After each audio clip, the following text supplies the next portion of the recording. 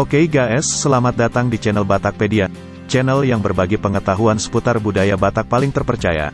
Sebelum kita lanjut, jangan lupa tekan tombol subscribe dan tekan tombol loncengnya supaya kalian tidak ketinggalan dengan topik-topik menarik dari channel ini dan selamat menonton. Mungkin banyak dari kita semua yang sering mendengar kisah Sisingamangaraja ke-12 dengan perlawanannya melawan penjajah di tanah Batak. Tetapi apakah pernah terlintas di benak kalian semua bagaimana kisah lahirnya tokoh Sisingamangaraja ini dari Sisingamangaraja I? Nah, begini kisahnya. Sebelum masuk ke tokoh Sisingamangaraja I, saya ingin mengajak kalian semua untuk mengingat jenjang silsilah Sisingamangaraja I yang dimulai dari si Raja Batak. Kita mengetahui bahwa si Raja Batak memiliki dua orang putra, masing-masing bernama Guru Tatea Bulan dan Raja Isumbaon. Sisingamangaraja dimulai dari Raja Isumbaon. Raja Isumbaon menikah dengan seorang wanita bernama Sianting Haumasan. Dari perkawinan itu, mereka memperoleh 3 orang putra, masing-masing bernama Tuan Sori Mangaraja, Raja Asiasi, dan Sangkar Somalidang. Sekarang kita bertolak dari Raja Tuan Sori Mangaraja. Sori Mangaraja menikah dengan Boru Sanggul Haumasan atau Naiswanon, dan dari perkawinan itu lahirlah Tuan Sorbadi Banua, dan Tuan Sorbadi Banua kemudian menikah dengan Putri Marga Pasaribu atau Nai Ating Malela. Dari perkawinan Sorbadi Banua dengan Nai Anting Malela, sebagai istri pertama, lahirlah 5 orang putra, masing-masing bernama Si Bagot Nipohan, Si Patua, Si Lahi Sabungan, Si Raja Oloan, dan Raja Hutalima. Dari perkawinannya yang kedua dengan Boru Si Basopait, lahir juga 3 orang putra, masing-masing bernama Raja Sumbat, Toga Sobu, dan Nai Pospos. Kembali kita bertolak dari Raja Oloan. Si Raja Oloan, dari istri keduanya memperoleh anak yang diberi nama Si Godang Ulu atau Si Hotang, Bakara, Si Nambela, Si Hite, dan Si Manulang. Si Nambela memperoleh 3 orang putra, masing-masing bernama Raja Pareme, Tuan Nabolas dan Ompu Raja Bonanionan. Ompu Raja Bonanionan memperanakan seorang putra yang sakti bernama Sisingamangaraja, yang kemudian dinobatkan sebagai Raja Sisingamangaraja pertama. Dan disinilah munculnya sang raja di bumi tanah Batak. Beginilah kisah lahirnya Sisingamangaraja pertama yang sangat unik dan fenomenal.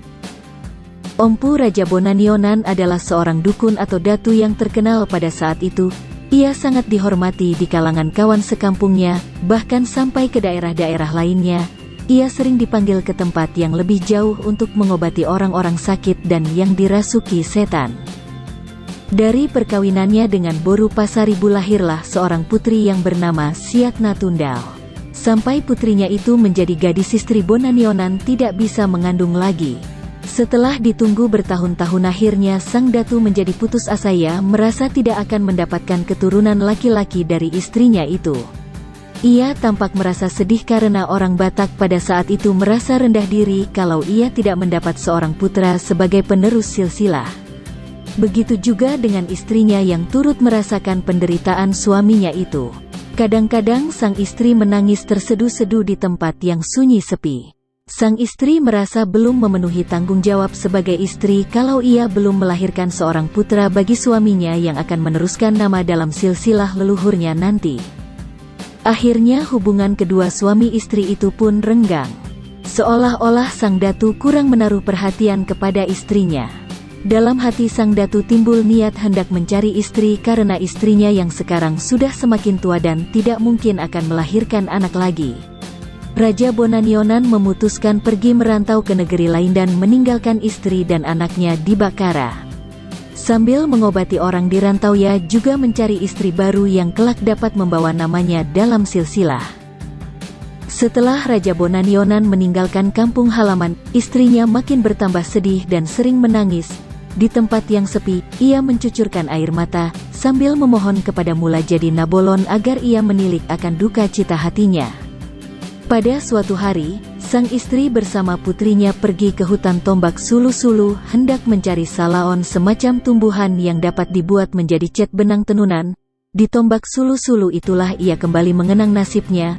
Sementara keduanya berhenti sejenak, sang istri yang kesepian dalam penderitaan itu menengadah ke langit biru. Ditatapnya langit itu cerah dan indah sekali. Pohon-pohon yang tinggi menjulang ke langit. Sesekali terdengar ciut bunyi pohon yang bergesek ditiup angin. Daun-daun bergoyang. Ranggas pohon yang sudah kering jatuh memecah kesunyian. burung-burung beterbangan kesan kemari, bermain, bersiul-siul. Binatang-binatang buas bergegas menuju hutan yang lebih lebat lagi dan kemudian suaranya lenyap ditelan kesunyian hutan belantara itu. Sementara ia terisak dengan senandungnya yang sedih, tiba-tiba tampak di sekelilingnya cahaya yang sangat terang. Seorang yang seperti manusia ajaib muncul di depannya dan berkata, "Jangan kamu takut, aku datang membawa pesan mula jadi Nabolon." Melihat sosok itu, ia dan putrinya tersungkur ke tanah karena ketakutan. Selanjutnya, orang itu berkata lagi, "Mula jadi Nabolon telah mendengar tangismu. Ia telah mengetahui isi hatimu. Engkau akan melahirkan seorang putra, dan engkau akan memberi namanya Sisinga Mangaraja, Singa Sohalompoan, Singa Sohaliapan, Singa Harajaon. Apabila ia lahir kelak, letakkanlah dia pada pinggan pasu di atas kain tenunan ulos ragidup, dan bantalnya ogung oloan." Setelah perkataan itu selesai diucapkan, lenyaplah sosok itu dari pandangan matanya.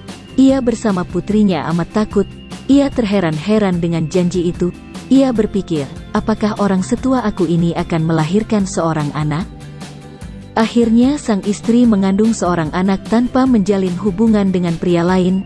Setelah 3 bulan, kandungannya sudah tampak jelas. Orang-orang sudah mulai curiga, dan berita mengandungnya menjadi bahan gosip di kalangan masyarakat kampung. Keluarga dekatnya mulai curiga, siapa yang bertanggung jawab dengan anak dalam kandungan itu. Kemudian sang istri mulai dibenci kawan-kawan sekampungnya. Meskipun sang istri dan putrinya menceritakan peristiwa di tengah tombak sulu-sulu itu, mereka tidak percaya sedikitpun. Setelah anak dalam kandungan itu berusia 6 bulan, kembalilah Raja Bonanionan dari perantauan. Tiba-tiba ia kaget dan geram melihat istrinya mengandung. Ia menuduh istrinya telah berbuat serong dengan pria lain. Ia marah dan membentak-bentak sang istri dan menuduh keluarga dekatnya tidak memperhatikan istrinya. Meskipun istrinya menceritakan bahwa kandungannya itu bukan atas persetubuhan, namun Raja Bonanionan tetap tidak percaya. Ia tetap pada pendiriannya bahwa istrinya itu sudah berbuat serong dengan pria lain. Tetapi Raja Bonanionan tidak tega hati menceraikan istrinya itu. Ia dibiarkan begitu saja dan kurang memperhatikan istrinya itu. Kandungan itu sudah berusia 9-10 bulan dan lewat lagi, tetapi belum tampak gejala-gejala anak akan lahir. Oleh karena umumnya anak dalam kandungan sudah lahir setelah 9 bulan, maka istri Raja Bonanionan mulai curiga.